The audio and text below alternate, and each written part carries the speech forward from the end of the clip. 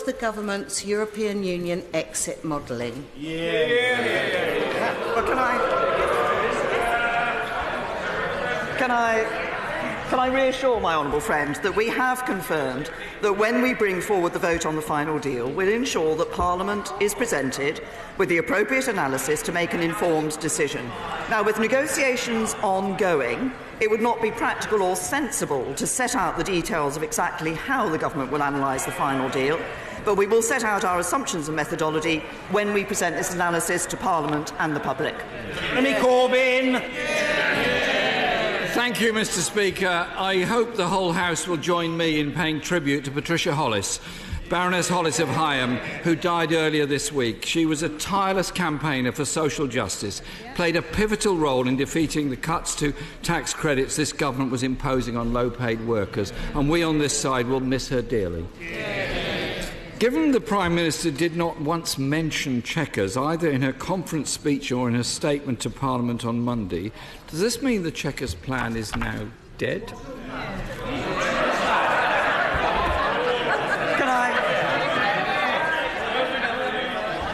Can I first of all say to the right honourable gentleman that I join him, and I'm sure the whole House joins him, in expressing our sincere condolences to the family of Baroness Hollis. She was an outstanding parliamentarian, and I'm sure members from all sides of the House will remember how she was a dedicated champion for the poorest and most disadvantaged in our society.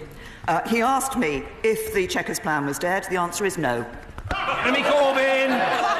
Well, Mr. Speaker, that's most interesting because the International Development Secretary and the Work and Pension Secretary have both refused to say that they back the Chequers plan. Maybe she could share a pizza with them and see if that can sort it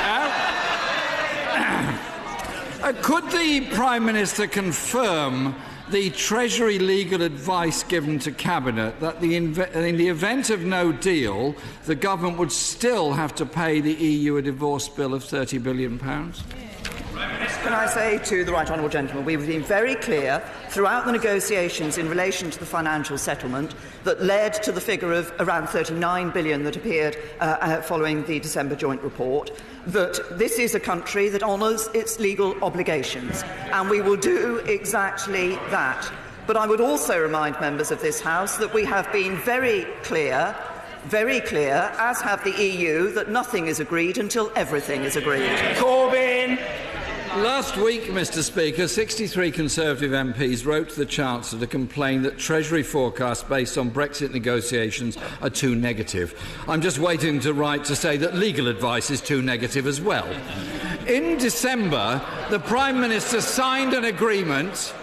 In December, Mr. Speaker, the Prime Minister signed an agreement with the EU which stated, and I quote, "In the absence of agreed solutions, the United Kingdom will maintain full alignment with those rules of the internal market and the customs union." Will she confirm that this agreement still stands and that she signed up to it without any time limit? Can I say to the right honourable gentleman that if he reads the December joint report, he will see very clearly that the first way of dealing with the issue of the border in Northern Ireland, between Northern Ireland and Ireland, is through the future relationship. As I said to this House on Monday, we have made good progress on the aspects of the future relationship, including a number of aspects based on the plan that we had put forward in July. We then said that there could be some Northern Ireland-specific solutions. There are already Northern Ireland-specific arrangements that take place, and that failing that, we would look at those UK-wide solutions. We were clear then, and we are clear now. The purpose of the backstop is to bridge the gap between the end of the implementation period and ensuring that the future relationship is in place. And as we have said, I expect the future relationship and intend to work for the future relationship to be in place by the 1st of January 2021. Jeremy Corbyn. Mr. Speaker, my question was that she signed an agreement that had no time limits attached to it. Does she stand by that or not? Mr. Speaker, No, we don't need heckling from either side. It's not in keeping with good order and demonstrations of respect. from whichever side it hails. Jeremy Corbyn. Speaker, it's very strange the way a member every week hides behind the gallery there in order to shout and hurl abuse. Mr. Speaker, the car industry... Order. I know I say it every week, say it again. The questions will be heard and the answers will be heard. That is the situation. Jeremy Corbyn. Speaker, the car industry is clear that it needs a new customs union in order to secure investment in British manufacturing. Vauxhall recently said they would continue to invest, but there are limits. Those limits are customs barriers. Jobs are at risk. Why won't the Prime Minister back a customs union supported not only by Labour and trade unions but by businesses and, I suspect, a majority in this House to protect those jobs? Can I say to the right honourable gentleman what the automotive industry and indeed other industries such as aerospace have said is that they want to see frictionless trade across the borders. Frictionless trade across our borders is exactly what lies at the heart of the free trade deal that is proposed in the government's plan put forward after the Chequers meeting in July. That's what we are working to deliver for people in this country. We want to deliver a Brexit that delivers on the vote of the British people and that ensures we protect jobs and security. And what would Labour deliver? They're havering around, they think free movement could still continue. That won't deliver on the vote of the British people. They now want a second referendum to go back to the British people and say, oh, we're terribly sorry, we think you got it wrong. There will be no second referendum. The people voted and this government will deliver on it. Mr. Speaker, my question was about investment in British industry. Jaguar Land Rover is holding off investment until it knows the terms of a deal. Jobs are at risk and manufacturers and skilled workers have little confidence in this government because it cannot even agree amongst itself. Last week,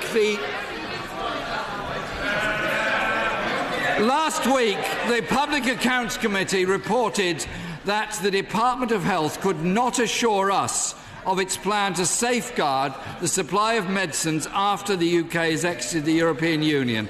Does the Prime Minister dispute their assessment? The Department of Health is working. I think the right honourable gentleman was talking about the position in relation to a no-deal situation. The Department of Health is working, as are other government departments, to ensure that we have the plans in place, should it be the case that we end up in the position that we have no deal with the European Union. We continue to work for a good deal with the European Union, as I say, a deal that delivers on the Brexit vote, but also a deal that protects jobs and livelihoods, and crucially, that protects the precious union of the United Kingdom. Jeremy Corbyn. The BMA said the NHS is woefully unprepared for this. And this week, the pharmaceutical company AstraZeneca has suspended investments in Britain due to lack of clarity over the future. Mr. Speaker, the Conservative Party has spent 2 years arguing with itself instead of negotiating a deal in the public interest. And now, just days before the deadline, they're still bickering amongst themselves. The Prime Minister and her government are too weak and too divided to protect people's jobs, our economy, or ensure there is no hard border in Northern Ireland. So... Order. Members are a little overexcitable. Just calm down. Jeremy Corbyn. Mr. Speaker, the Prime Minister and her government are clearly too weak and too divided to protect people's jobs or our economy or ensure there is no hard border in Northern Ireland. So the Prime Minister has a choice. She can continue to put the Tory party's interests first, or she could listen to unions, businesses, and put the interests of the people of Britain first. Which is it to be? The right honourable gentleman has spoken in a number of his questions about protecting jobs. I note that he has said nothing about the unemployment figures that came out this week. Let me tell him overall what this government is delivering for the people of this country. scrapping the council's borrowing cap so they can build more homes for people. An end to austerity so people's hard work pays off. Freezing fuel duty for a 9th year so there's more money in people's pockets. Unemployment lower than for the last 40 years. Youth unemployment halved under this government. And wages rising faster than they have done for a decade. Labour can play politics, the Conservatives deliver for the people of this country.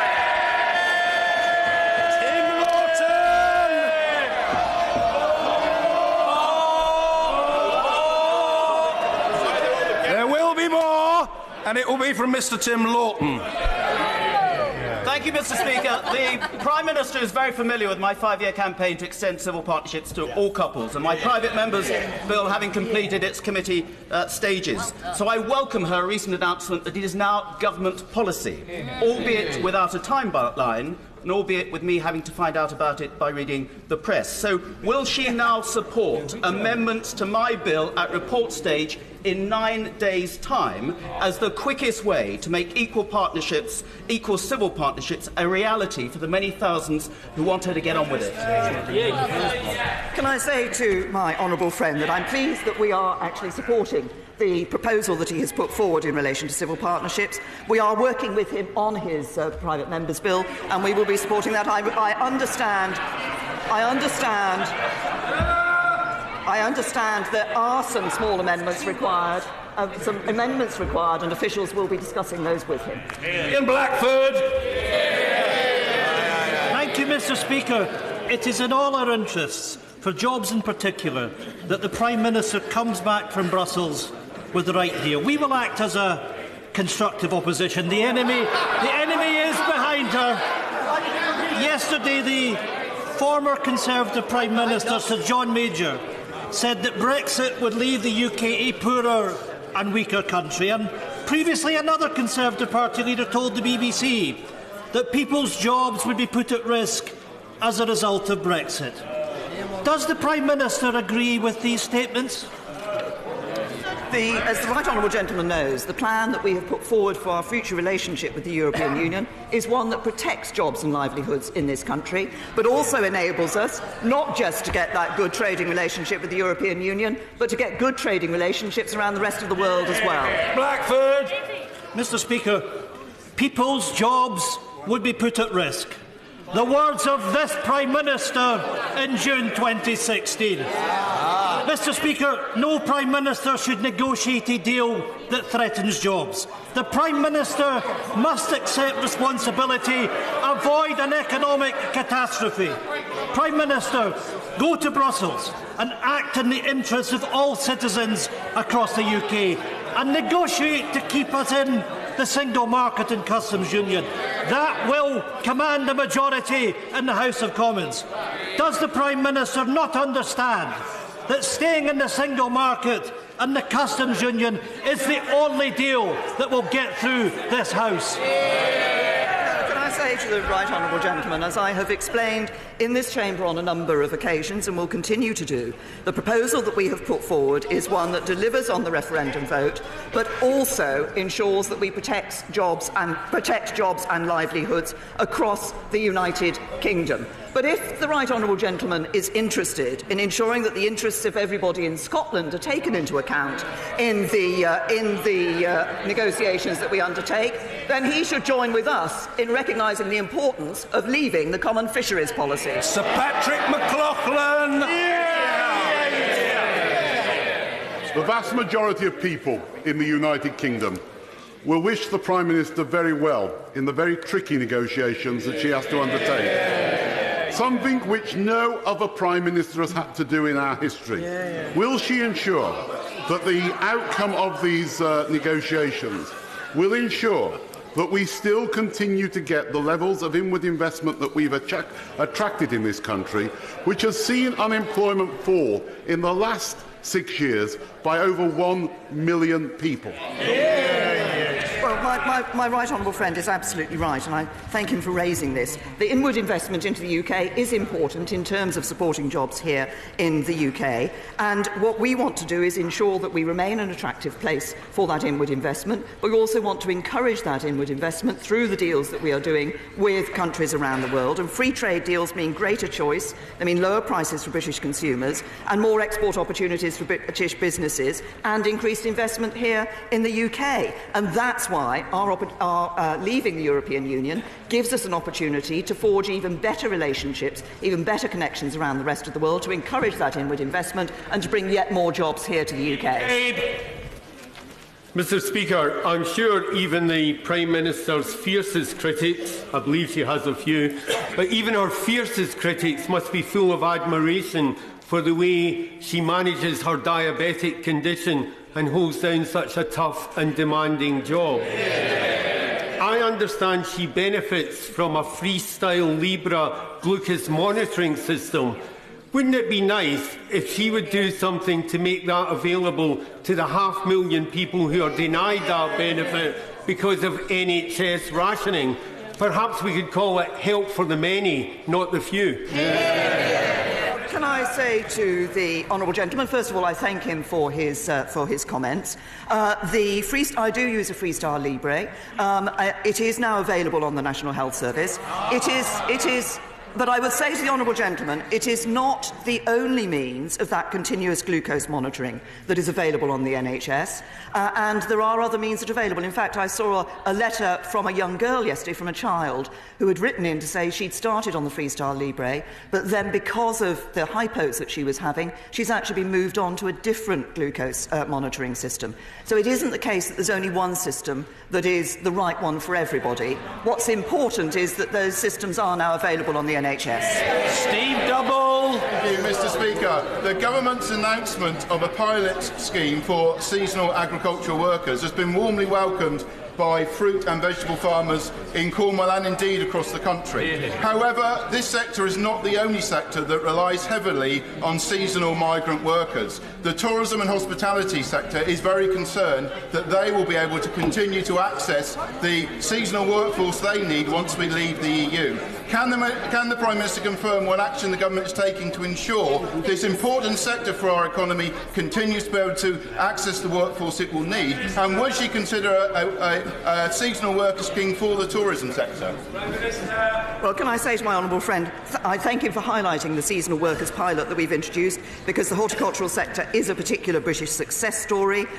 We've seen a significant growth over the last 20 years in soft fruit production, over 130% increase.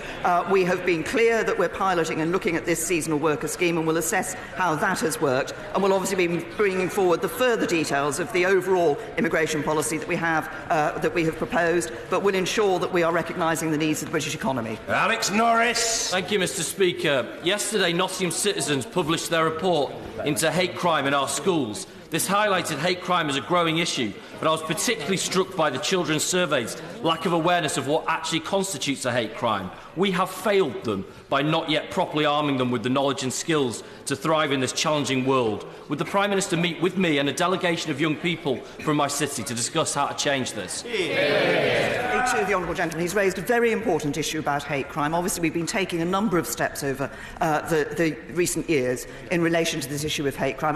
My right honourable friend, the Home Secretary, has published an updated action plan on this, and I would suggest that the honourable gentleman meet, and indeed with those young people, meets with the Home Secretary to discuss how that action plan can help to address the issues that have been raised. Ibn Hollin-Rake. Thank you, Mr. Speaker.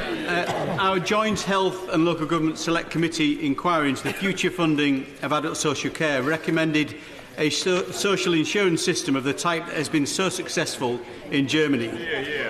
Would the Prime Minister give this solution her fullest consideration, which would mean that everyone is protected for the potentially catastrophic costs of care?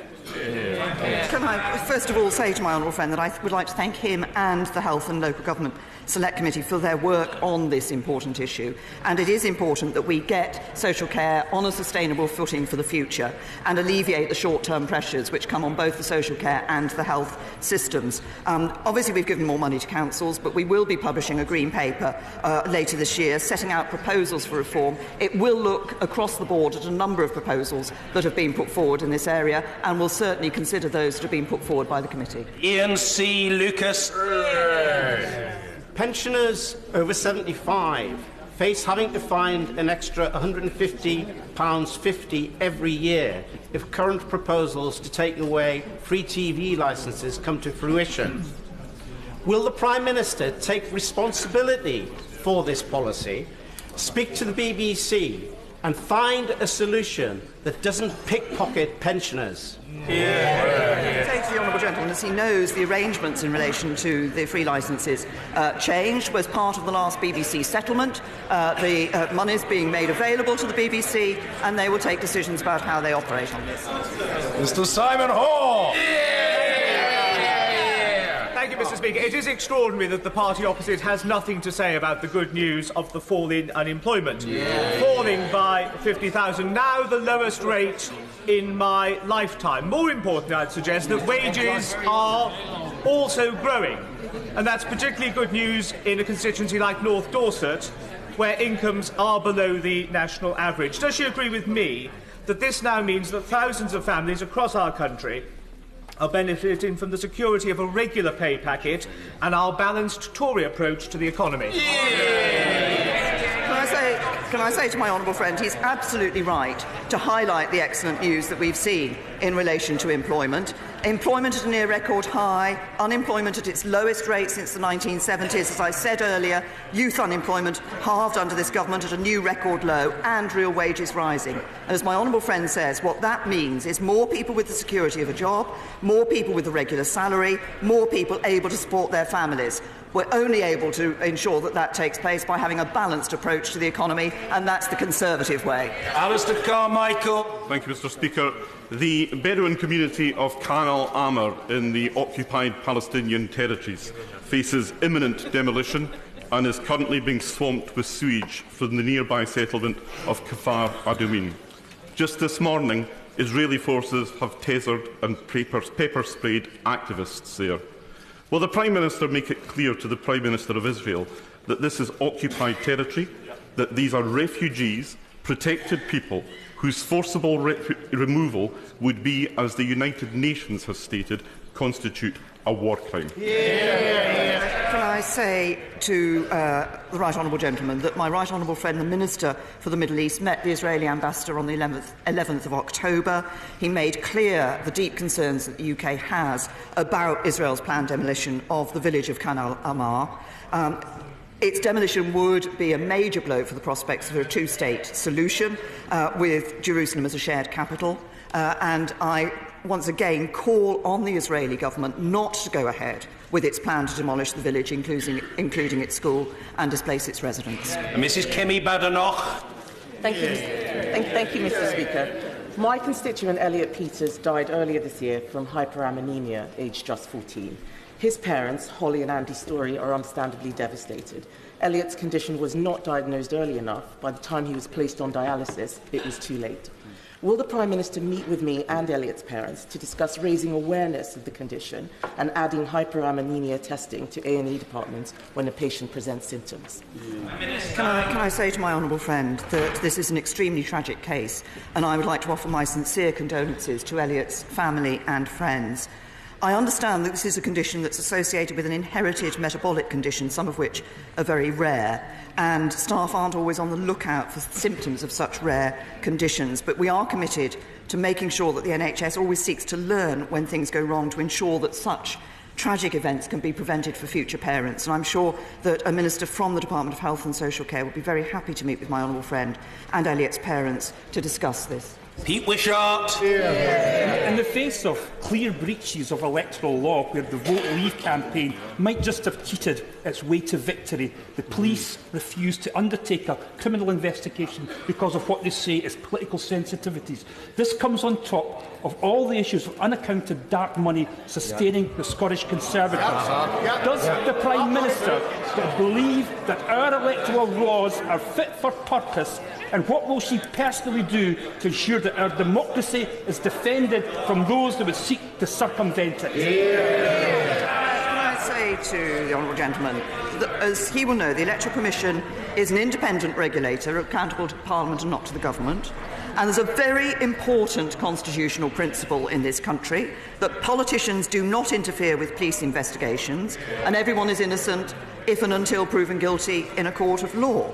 But we will be considering wider implications for government policy. We'll review very carefully the Electoral Commission's recent report on digital campaigning, the Information Commissioner's recommendations on the use of data in politics, and, of course, the DCMS Select Committee is conducting the inquiry and will look at their recommendations when they can conclude. But as regards the vote in relation to the referendum, I must remind the honourable gentleman that 17.4 million people voted to leave the EU on a turnout of three-quarters of the electorate, and it is up to this Parliament, this government, to deliver on that mandate. Alan Mack.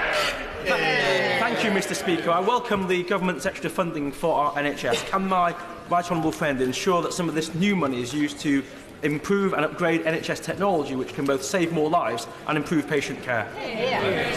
Well, can I first of all thank my honourable friend for the report on the use of technology in the NHS. We are dedicated to using this new funding to support technology transformation and modernisation.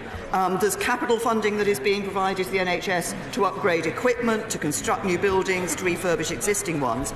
In the 10-year plan, we want to see the NHS embracing the opportunities of technology so we can not just improve patient care but save more lives and deliver healthcare more efficiently. Paul McDonough.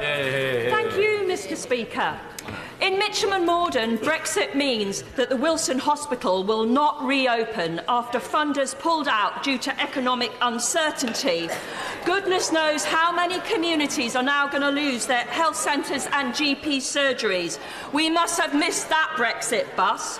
Will the Prime Minister give Mitcham and Morden a people's vote on Brexit so that we can save our hospital, or will she today guarantee the reopening of the Wilson? Well, can I say to the honourable lady that, as we announced earlier this year, we have asked the NHS to produce a 10-year plan. We will be providing a multi-year funding settlement for the NHS, and within that we are able to provide extra money to the NHS as a result of not sending vast amounts of money to the European Union every year when we leave the European Union. That is an advantage of Brexit. On Howell. Thank you, Mr. Speaker. Would the Prime Minister join me in acknowledging the tremendous amount of hard work from the Tame Remembers project in my constituency? 300 people have travelled 150,000 miles to commemorate all of the 212 who lost their lives in various conflicts. Can I say to my honourable friend, I'm very happy to join with him in commending all those who have undertaken those journeys and ensured that that remembrance continues. It is very important that we are able to recognise the contributions that people have made in conflict. Jamie Stone. Here. Mr. Speaker, the Prime Minister will be only too well aware that people living in the remote Highlands and Islands are being penalised by extra charges for the delivery of goods and utilities. Indeed, I would say it is a wholly unfair geography tax on my constituents. Can I therefore, Mr. Speaker, appeal to the Prime Minister to consider and look favourably upon the proposal that a Royal Commission be set up to look into these extra charges and how they could be eliminated?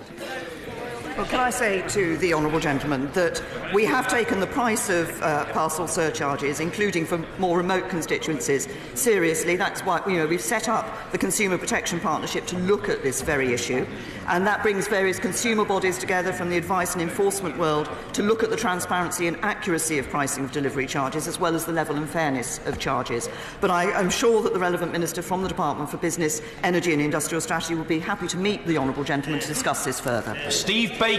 Mr. Speaker, could I ask my right honourable friend to impress upon our European friends, 2 points which I hope the House will think reasonable and practical. First, that the EU may not break apart the Union of the United Kingdom, and second, that after we have left the European Union, the EU may not direct how we regulate our economy and govern ourselves. Can I say to my honourable friend that certainly I'm very clear that when we have left the European Union, we will be taking decisions here in the United Kingdom on all those issues that previously have been taken, decisions have been taken in the European Union. So we will be taking control of our laws. We'll also take control of our money and take control of our borders. And on the first point he has made, I made it clear earlier this year, have continued to make it clear, and will carry on making it clear that we will not accept any proposals which would effectively break up the United Kingdom. Nigel Dodds.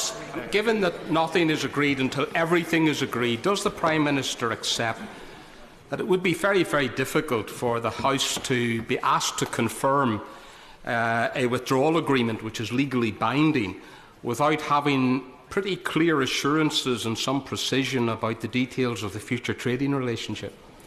Yes, can I say to the right honourable gentleman that I agree, and as I've always said, that at the time when we bring the withdrawal agreement back, the package, if you like, back to this House, it's important not only that members are able to look at the withdrawal agreement, but also have sufficient detail about the future relationship in all its aspects. The trading relationship, which he's referred to, is important, but obviously our future security relationship, both internal security and external security, and other issues are also of importance. And it's also important to me that there is a linkage between that future relationship and the withdrawal agreement. Julian Knight. Not long ago, we had the horror of 3 pigs' heads being left outside a Muslim community centre in Solihull. Then the EDL thugs came to my proud multicultural town and we turned our backs on them. In this light, will the Prime Minister join me in condemning utterly the actions of a Solihull Green councillor, as reported in the Birmingham Mail, who has written a guide on how to attract and trick BNP voters? There is no place for pandering to racism in my town or in our politics. Can I say to my honourable friend, I absolutely agree with him. There is no place in our society for pandering to racism of any sort, and we should send a very clear message of that from the whole of this House.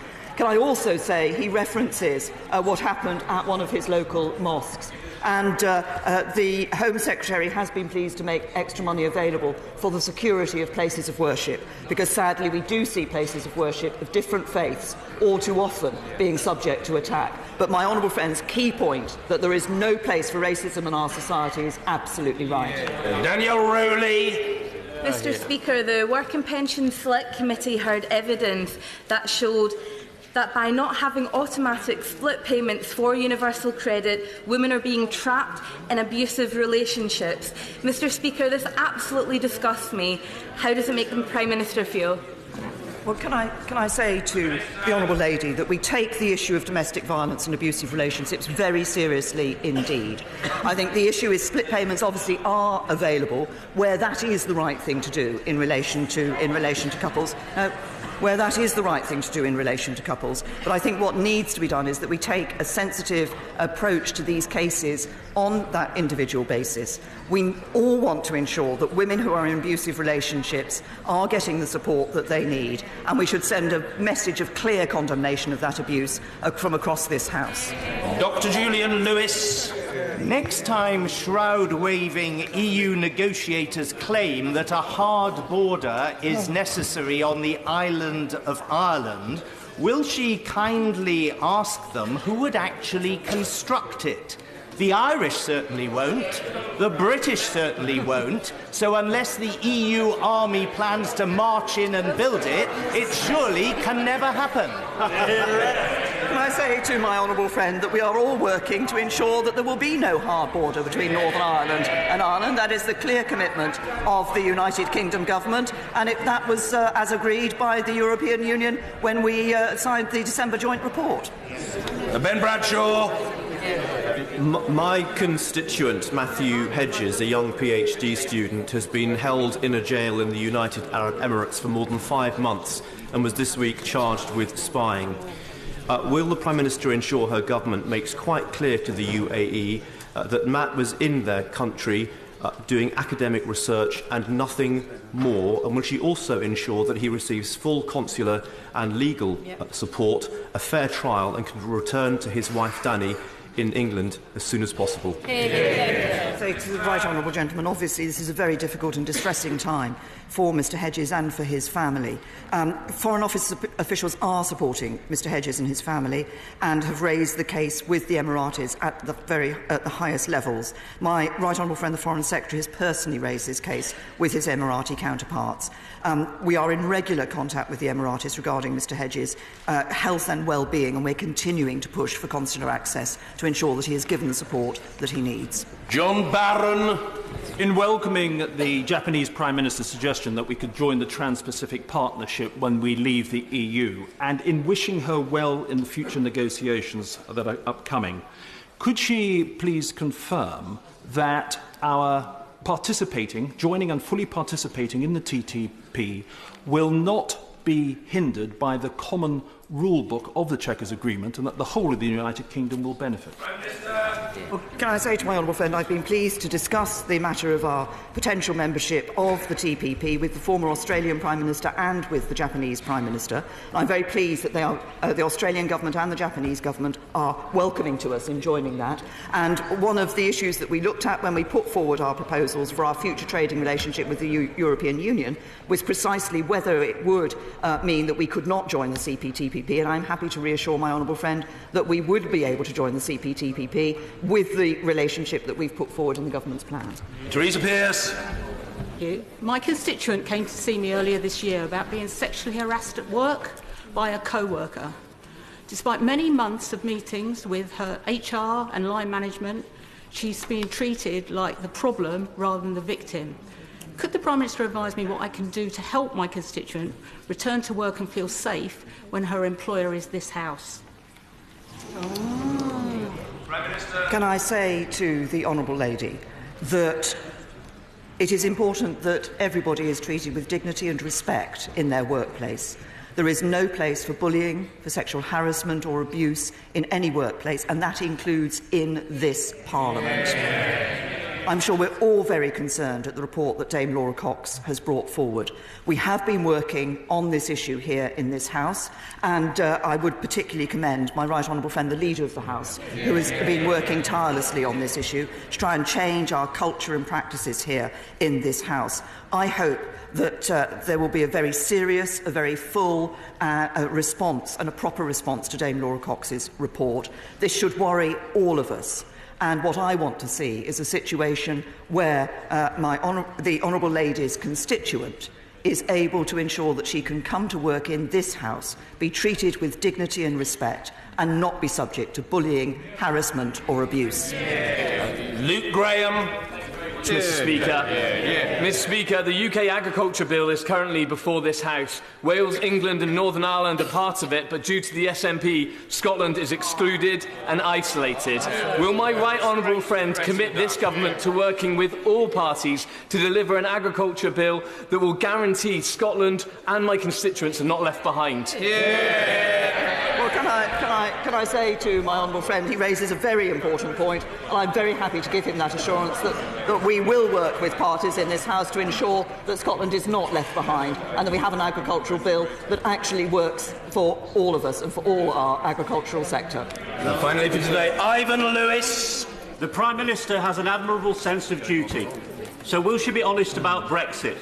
There is now only one viable option in the short term which can reconcile the referendum result with the interests of all parts of the United Kingdom, the genuine concerns of many members on all sides about the impact of a flawed deal or no deal, and our communities, as well as Labour's tests.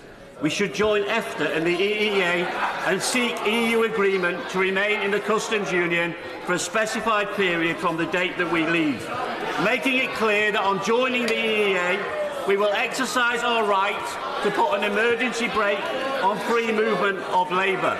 It may not be the perfect option, but our only consideration now should be the national interest. The Prime Minister. We've got the drift and we're grateful. The Prime Minister. The only consideration for this government is the national interest. That is why we have put forward a proposal that delivers on the vote of the referendum, that ensures that we leave the European Union on the 29th of March 2019, that we will no longer send vast sums of money annually to the European Union, that we will take control of our laws, control of our borders, that there will not be the jurisdiction of the European Court of Justice in this country, that free movement will end, but that also protects jobs and livelihoods and protects the union of the United Kingdom. That is in the national interest, and that is what the government has proposed. Thank you. Order.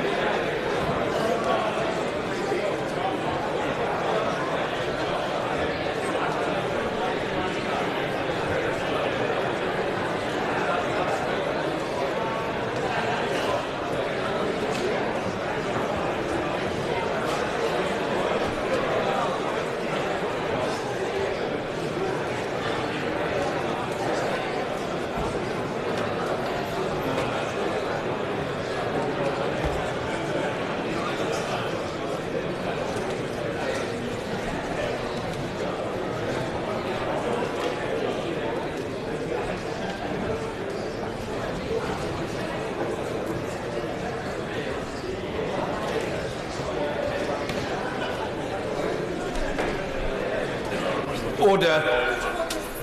Point of order, Marshal to Cordova. Mr. Speaker, on a point of order, I seek your guidance as to whether you have received notification from the Secretary of State for Work and Pensions that she will be making an oral statement on the employment and support allowance underpayments figures released this morning. The figures show that 180,000 ill and disabled people were underpaid by the government by almost £1 billion. This is significantly more than the 70,000 who the DW claimed were initially affected. I would be grateful for your guidance on how members might have the opportunity to question the Secretary of State on these figures, as just under 200,000 disabled people may be affected. Well, I'm very grateful to the Honourable Lady for her attempted point of order and for her courtesy in giving me advance notice of her intention to raise it. The short answer is that I've received no indication from a member of the government of an intention to make an oral statement on this matter today, or indeed imminently at all. There is, of course, a very important debate to take place now, whether the Honourable Lady can use her legendary guile to highlight this matter whilst remaining within the terms of order is a test for her and perhaps also